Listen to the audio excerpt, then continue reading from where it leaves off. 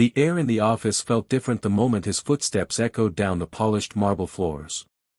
Conversations would abruptly die, keyboards fell silent, and even the sound of a chair rolling back seemed too loud. Every employee knew what those measured, confident steps meant. The CEO was on his way. The building itself was impressive, a masterpiece of glass and steel that reflected the city skyline. Inside, everything gleamed under bright lights, the pristine floors, the immaculate desks, the expensive artwork on the walls. But despite its beauty, the atmosphere was heavy, almost suffocating. The source of that tension was the man who ran it all, a self-made millionaire, admired for his business success but feared for his ruthless demeanor. He was tall, impeccably dressed, and carried an air of authority that demanded obedience without a word. His reputation for arrogance and cruelty was well earned. People whispered about the times he had publicly berated employees for minor mistakes, reducing grown men and women to tears. In meetings, his sharp tongue could cut deeper than any blade, and his cold stare could make even the most confident manager stumble over their words. No one dared to meet his eyes as he passed. Heads bowed, gazes fixed on screens or papers, pretending to be absorbed in work. For the staff, survival meant staying invisible. It wasn't just respect, they feared him. And for years, this fear ruled the office, unchallenged and unshaken, as if no one could ever stand up to the man at the top. Emily arrived on her first day with a bright smile and a paper name tag that simply read, Cashier. She wasn't here to climb the corporate ladder or sit in boardrooms. Her job was in the company's sleek cafeteria, where employees came to grab coffee, sandwiches, and a quick escape from their desks. She greeted every person who walked up to her counter with genuine warmth, whether they wore a tailored suit or a faded janitor's uniform. Her friendliness stood out in a place where most people barely spoke above a whisper. It didn't take long for her to notice the strange dynamic in the building. Employees seemed nervous, glancing over their shoulders as if danger could appear at any moment. She quickly learned that the source of this unease was the CEO. She heard hushed conversations about how he could destroy someone's career with a single meeting, and how nobody dared to cross him. Emily, however, wasn't intimidated, not because she didn't understand who he was, but because she believed in treating everyone the same. Titles and bank balances didn't impress her, she valued kindness and respect above all. When she first saw the CEO striding through the cafeteria, barking into his phone, she didn't shrink away like the others. Instead, she offered him a polite, "Good afternoon," with the same warmth she gave the cleaning crew. He didn't respond. He didn't even glance her way. But Emily noticed something in that moment, a subtle shift in the air, as if her refusal to bow to the unspoken rules had quietly disrupted the invisible order of fear. It was just after noon on a busy Thursday when the moment came.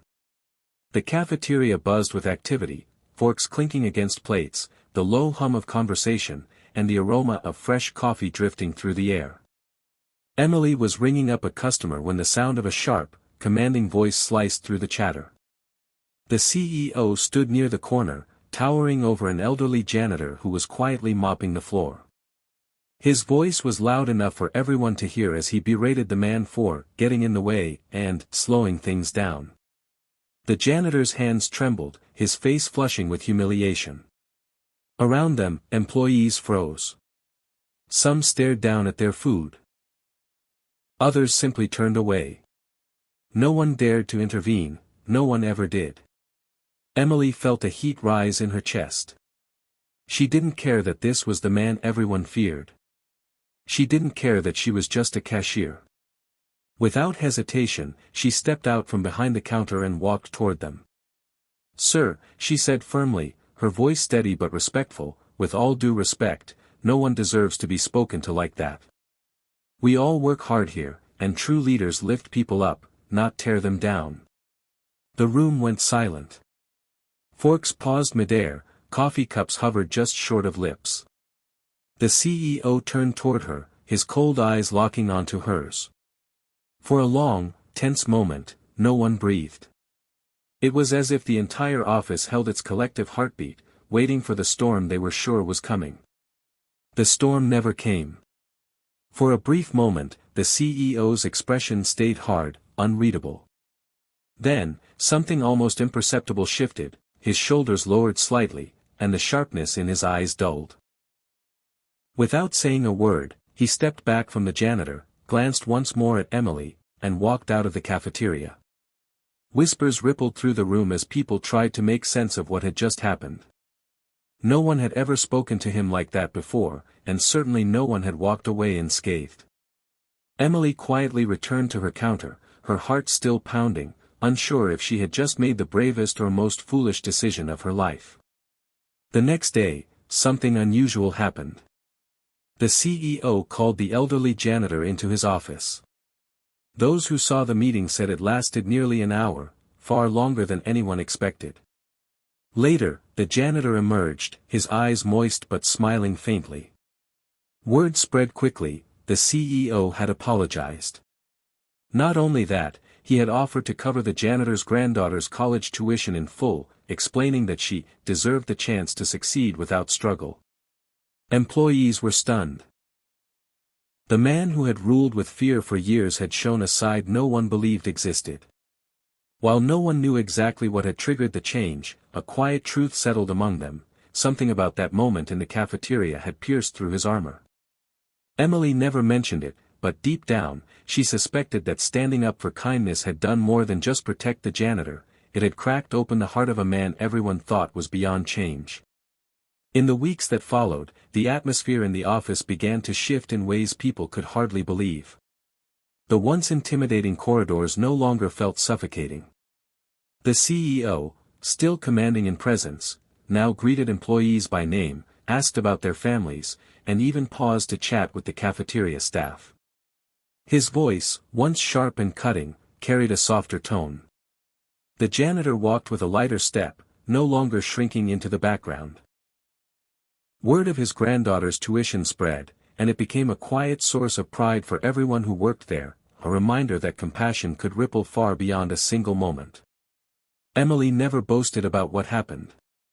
She kept serving coffee and sandwiches with the same warmth she had from day one, never seeking credit. But her co-workers began to treat her differently, with a kind of respect that went beyond her job title.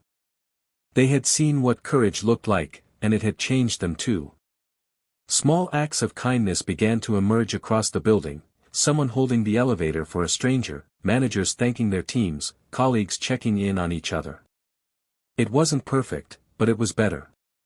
One afternoon, as Emily wiped down her counter, the CEO stopped by. He didn't say much, just a simple, genuine thank you before walking away. She smiled to herself, realizing that sometimes, the most powerful change begins with a single person refusing to stay silent. And in that once fearful office, hope had found a permanent home.